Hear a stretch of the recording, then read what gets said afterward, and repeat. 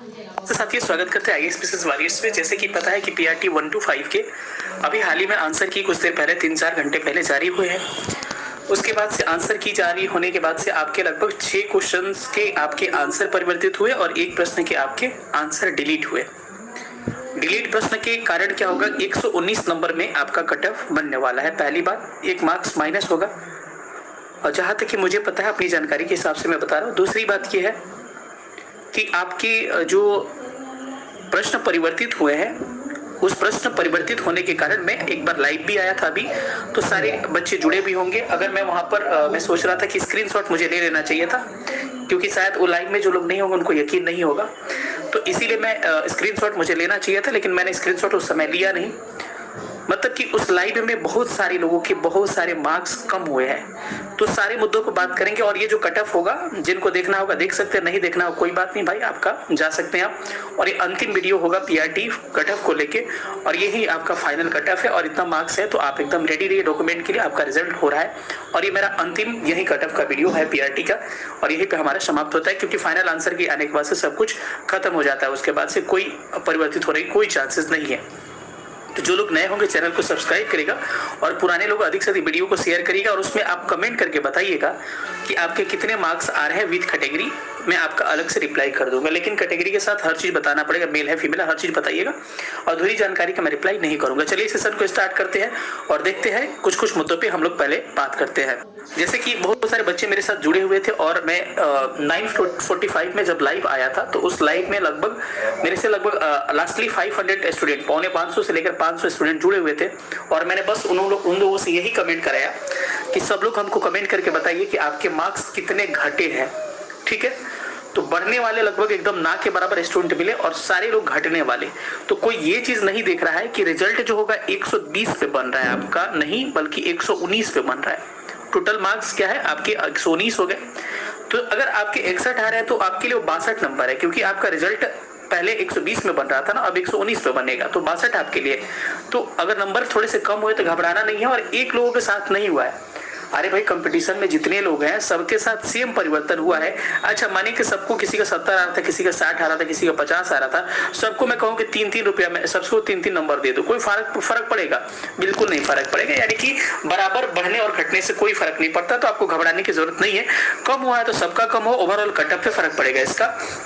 बाकी कंपटीशन में कोई दिक्कत नहीं। इतने किस्मत वाले कई लोग होंगे, शायद उनके फेवर में कुछ प्रश्न चले गए होंगे, लेकिन एकदम समझिए कि पॉइंट में वैसे लोग होंगे, समझ रहे हैं।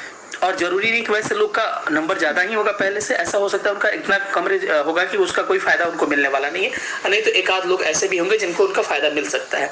तो ये कम नंबर होने की वजह से आप घबराइएगा नहीं। और मैं लाइव में पूछा था तो शुरुआत हुआ था 4 क्वेश्चन से कि 4 मेरे कम हुए हैं, 3 कम हुए हैं, 3 कम हुए हैं, 4 कम हुए। लगातार 500 कमेंट मेरे पास आया, सब 3 कम हुए हैं, 2 कम हुए हैं, मतलब कुछ ना कुछ। एक वाले तो बहुत कम थे, मतलब 2 सबसे ज्यादा आपके 3-4 लगातार मेरे पास कमेंट आ रहे थे कि 3-4 मार्क्स सबके कम हुए। तो जब सबके कम हुए तो आपको ओवरऑल कट ऑफ पे भी इसका फर्क पड़ने वाला है। और चलिए हम बताते हैं कि किस कैटेगरी का कट ऑफ कितना होगा, और ये क्या होगा आपका फाइनल कट ऑफ होगा। इसके बाद से कट ऑफ पे आपके फाइनल कट ऑफ होगा पीआरटी के, और इसीलिए इतनी रात को मैं शूट कर रहा हूँ। इसके बाद से कट ऑफ पे कोई वीडियो मेरी नहीं आने वाली है पीआरटी पे। तो चलिए सेशन को देखते हैं आगे की कट ऑफ आपके किस कैटेगरी का कितना जाएगा। अपना नोट कर लीजिए, स्क्रीनशॉट लीजिए और अपना डीवी के लिए प्रिपेयर हो जाइए। देखिए सबसे पहले आपको इधर वाले कट ऑफ पे फोकस करना है, बस आपका ध्यान इतना ही होना चाहिए। इस पे आप फोकस अभी मत करिएगा, ठीक है। मैं क्या है वो मैं बताऊंगा, ठीक है। तो जिनका भी सब्जेक्ट आपका हिंदी और इंग्लिश, मतलब कहने का मतलब जिनका क्वालिफाइंग पेपर हिंदी इंग्लिश है उनके लिए कट ऑफ है। और अगर उनका ईवार में 75 +-3 ये लास्ट कट ऑफ है, आप लोग मिला लीजिए। 75 +-3 का मतलब -3 मतलब 72, +3 मतलब 78, यानी कि मैक्सिमम 78 नंबर, मिनिमम 72 नंबर जिनके आ रहे हैं इस बीच में मार्क्स, उनका रिजल्ट होने के लगभग 90% चांस है आफ्टर फाइनल आंसर की। समझ में आया? वैसे ईवर की मैं बात कर रहा हूँ, वैसे ही आपका ईवर फीमेल में आपके 67 +-3 यानी कि 67 +-3 का मतलब हो गया कि 67 मतलब इधर 64 मिनिमम और 70 मैक्सिमम, इसके बीच में अगर आप लाइज कर रहे हैं तो आपका रिजल्ट फीमेल में 101% होने की संभावनाएं व्यक्त की जा रही है। EWS में 70 +-3 यानी कि 67 से लेकर इधर 67 मिनिमम और मैक्सिमम 73 के बीच में आपका रेंज लाइज कर रहा है EWS मेल में, तो आपका रिजल्ट हो रहा है। EWS फीमेल में आते हैं तो 64 +-3 मतलब कि 61 इधर मिनिमम और 67 इधर मैक्सिमम रेंज पे आपके मार्क्स आ रहे हैं, तो आपके रिजल्ट होने की मैक्सिमम पॉसिबिलिटी है। आगे देखते हैं कैटेगरी BC में, तो BC में भी वही है 71 +-3 यानी कि 68 मिनिमम और मैक्सिमम 74 के बीच में अगर नंबर आपके आ रहे हैं तो आपका मैक्सिमम पॉसिबिलिटी है कि रिजल्ट हो जाएगा। वहीं BC फीमेल में 65 +-3 यानी कि 62 मिनिमम और मैक्सिमम 68 के बीच में आपके अगर मार्क्स आ रहे हैं तो आपके रिजल्ट हो रहे हैं। अगला कैटेगरी पे चलते हैं, तो अगला है आपका EBC का। EBC 68 +-3 यानी कि इधर आपके कितने हो गए जी, 65 मिनिमम और मैक्सिमम कितने हो गए 71, इसके बीच में आपके आ रहे हैं तो आपका रिजल्ट हो रहा है।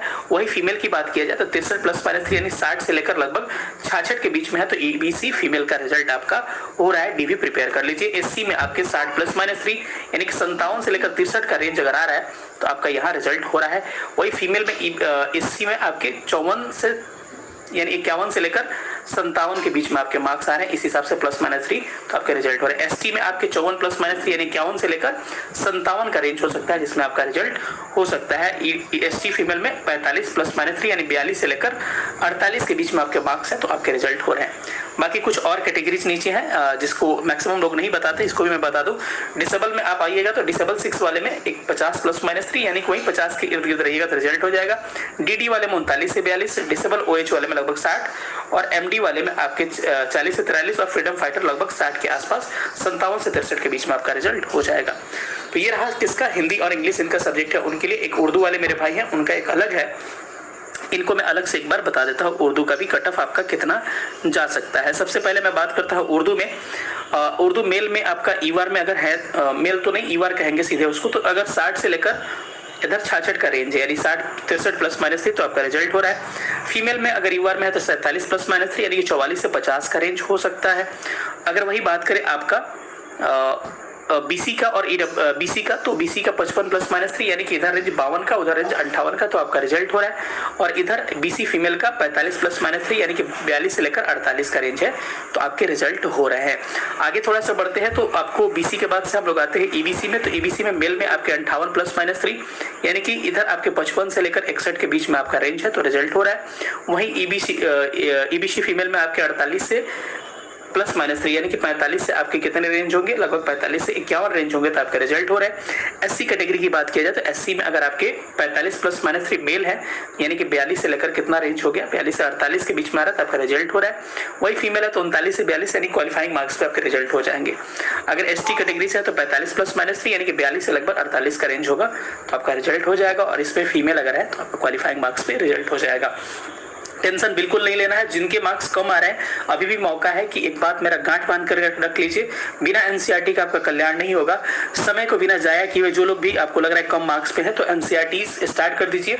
NCERT 6 to 12 सबसे पहले ज्योग्राफी का पढ़ना जरूरी है और साइंस का 2 का कम से कम जरूरी है।